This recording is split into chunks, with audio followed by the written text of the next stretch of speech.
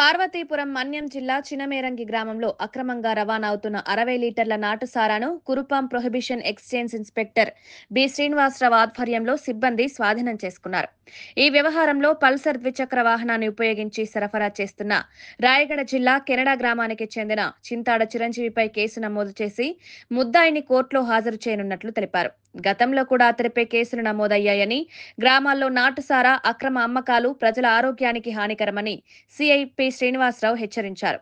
ఈ దాడిలో exchange sub inspector Rajasekhar సిబ్బంది పాల్గొన్నారు.